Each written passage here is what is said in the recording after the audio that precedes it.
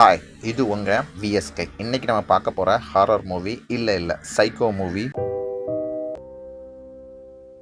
இதுதான் நம்ம hero, psycho hero. இது அவனுடைய அசிஸ்டண்ட், வேறு யாரும் இல்லை, அவங்க அம்மா தான். சைக்கோனாலே உங்களுக்கு தெரிஞ்சிருக்கும் கொலை அப்படின்னு. அதுவும் நம்ம ஹீரோ ஒவ்வொரு கொலையும் ரசித்து சுவைச்சு பண்ணியிருப்பாப்புல. பொதுவாக பொறியை நோக்கி எலி நகரும், ஆனால் நம்ம ஹீரோ ஸ்டைலு பொறியை நோக்கி எலிய அப்படியே மெதுவாக நகர்த்துவாப்புல. எலி மட்டும் பொறியில் விழுந்துட்டு அவ்வளோதான். அதுக்கப்புறம் கைமா தான். தலைவருடைய டார்கெட் டீனேஜ் பையங்க இல்லை பொண்ணுங்க தான். அதுலேயும் ஸ்பெஷலாக அப்பா அம்மா இல்லாமல் ரோட்டில் தங்கக்கூடிய பசங்களை தான் ரொம்ப ஃபோக்கஸ் பண்ணுவாப்புல. இப்போ கூட தன்னுடைய அடிப்படை தேவைக்கான பொருளை கூட வாங்க முடியாத பசங்களுக்கு முன்னால் தாங்கிட்டு இருக்கிற சிகரெட்டு, டூத்பேஸ்ட்டு, ப்ரெஷ் எல்லாம் டிஸ்பிளே பண்ணி காமிக்கிறாப்புல நம்ம சைக்கோ ஹீரோ. இதை பார்த்த ஒரு பையன், எனக்கு ஒரு சிகரெட் கொடு, உனக்கு நான் என்னன்னாலும் பண்ணி விடுறேன் அப்படிங்கப்பல. அதுக்கு நம்ம சைக்கோ ஹீரோ, நான் பார்க்குற வேலைக்கு எனக்கு ஹெல்ப்பராக மட்டும் உனக்கு நான் ஒரு பாக்கெட் சிகரெட் தரேன் அப்படின்னு சொல்கிறாப்புல. எவ்வளோ நேரம் ஆகும்னு அந்த பையன் கேட்க, சீக்கிரம் முடிஞ்சிரும் அப்படின்னு சொல்கிறாப்புல நம்ம ஹீரோ. சரி வா போகலான்னு சொல்லி அந்த பையனும் கிளம்புறாப்புல. சும்மா யதார்த்தமாக பக்கத்தில் வந்து கேட்டுக்கிட்டு இருந்த இன்னொரு பையனும் நானும் வரேன்னு சொல்லி அவனும் வாராப்புல. நம்ம சைக்கோ ஹீரோ அவன் இருக்கக்கூடிய பிளாக்ல அவன் ரூமுக்குள்ளேயே ஏதோ டார்ச் லைட் அடிச்சுட்டு புதுசாக ஏதோ கண்டுபிடிக்க போகிற மாதிரி கூட்டு போயிட்டு 2 பசங்க சோழியும் அங்கேயே முடிச்சிட்றாப்புல.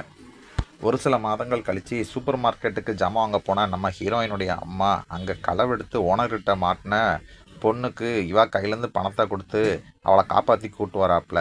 ஏமா இந்த பொருளை மட்டும் என் வீட்டு வரையும் கொண்டு வான்னு சொல்லி அந்த பொண்ணை அவள் வீட்டு வரைக்கும் அந்த பொருளை தூக்கிட்டு வர சொல்கிறாப்புல. நம்ம சைக்கோ ஹீரோ உள்ளே இருக்காப்புல. அவ்வளோதாங்க, அந்த பொண்ணு கதையும் முடிச்சிருவாப்புல.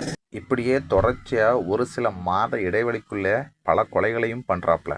நம்ம ஹீரோ ஏன் இப்படி மாறினா, இதுக்கெல்லாம் யார் காரணம்னு பார்த்தா எல்லாம் அவங்க அம்மா தாங்க. ஒரு தாய் நினச்சா ஒரு குழந்தை எப்படியும் வளர்க்கலாம், ஆனால் இவ்வளோ கொடூரமாக வளர்க்க முடியுங்கிறதுக்கு இந்த தாய் தான் ஒரு எடுத்துக்காட்டுங்க. பள்ளிக்கூடத்தை படிக்க சொல்ல தன்னை கிண்டல் பண்ண பையன் மண்டையை உடச்சிட்டு வான்னு சொல்லி அனுப்புனவதாங்க நம்ம ஹீரோவுடைய சைக்கோ அம்மா.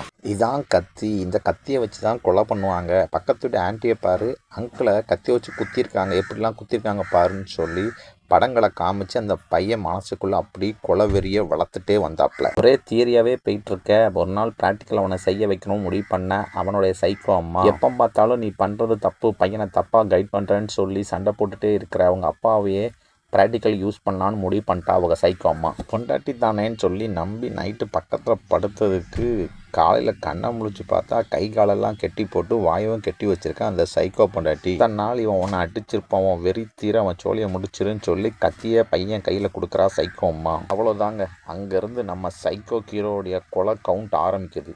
இப்போ இவரோட கை கால் கட்டையெல்லாம் அவுத்துட்டு பாத்ரூமுக்கு கொண்டு போகலாம். பாடியை ஏன் பாத்ரூமுக்கு கொண்டு போகிறாங்கன்னு தானே நினைக்கிறீங்க?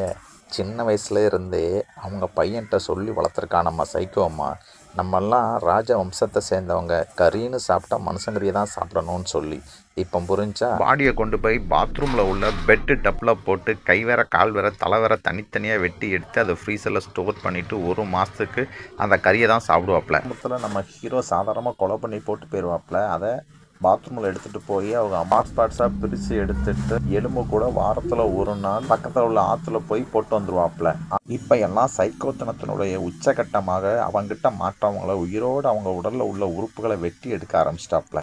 படம் முழுக்க ரத்தமும் கதறலுமா தான் இருக்கும். எல்லாத்துக்குமான ஒரு நாள் வரும்ல, அந்த ஒரு நாள் நம்ம சைக்கோ ஹீரோக்கும் வந்துச்சு. அவங்க இருந்த அப்பார்ட்மெண்ட்டில் காமனாக உள்ள ஒரு ரூம் சர்வீஸ் மேன் அவங்க வீட்டில் போய் ரூம் சர்வீஸ் பண்ணணும்னு சொல்லி கதவை தட்டுறாப்புல. அப்போ அந்த பையன் உள்ளே இருந்துட்டு கதவை லைட்டாக திறக்காப்புல. அப்போ வரக்கூடிய அந்த வாழையை பார்த்தோன்னா அவரே அசந்துட்டார். ஃபுல்லாக ஓப்பன் பண்ணுங்கன்னு சொல்ல வெளியே இருந்து வந்து அவங்க அம்மா, நீ உயிரோடு இருக்கணும் அப்படின்னா அந்த ரூம்குள்ளே போகாத அப்படின்னு சொல்லி மிரட்டி அனுப்பிடுறாப்புல. அப்போதைக்கு பயந்து அங்கேருந்து போயிட்டாப்புல. வருஷமாக நான் இங்கே வேலை பார்க்குறேன், என்னையே நீ மிரட்டியான்னு சொல்லி போலீஸில் கம்ப்ளைண்ட் பண்ணி போலீஸையும் கையோட கூப்பிட்டு வந்துட்டாப்புல. போலீஸ் வெளியே கதவை தட்டிட்டு மேடம் கதவை திறங்கன்னு சொல்லிட்டு இருக்க நேரத்தில் கூட அரிக்கடையில் அடுத்து இருக்கிறதுக்காக ஆடுகளை கெட்டி வச்சிருக்கிறது போல அவன் ரூமுக்குள்ள ஒரு பொண்ணை நாக்க அறுத்து கெட்டி போட்டிருப்பாப்ல. இந்த கிளவி போலீஸ் டிரைவை மாட்டிட்டா நம்மளை பற்றி சொல்லிடுவா அப்படின்னு சொல்லி அவளையும் கத்தியால குத்தி கொண்டுருவாப்ல. போலீஸ் உள்ள வந்து இவங்க 2 பேருமே அரெஸ்ட் பண்ணிடுவாப்ல. இது வெறும் கதை மட்டும் இல்லைங்க, அமெரிக்காவில் நடந்த உண்மை சம்பவம். அலெக்சாண்டர் அப்படிங்கிற அந்த நபர் தான் நம்ம இங்கே ஹீரோவாக சித்தரிக்கப்பட்டிருக்காரு. 40 பேரை இப்படி கொடூரமாக கொலை பண்ணியிருக்காப்புல. கொலை பண்ண அவரு உளவியல் ரீதியாக பாதிக்கப்பட்டவருன்னு சொல்லி 2022 விடுதலையும் செய்யப்பட்டுட்டாப்ல.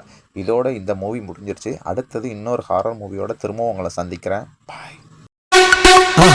மறக்காம சர்ப்ரைஸ் பண்ணுங்க. தேங்க்யூ.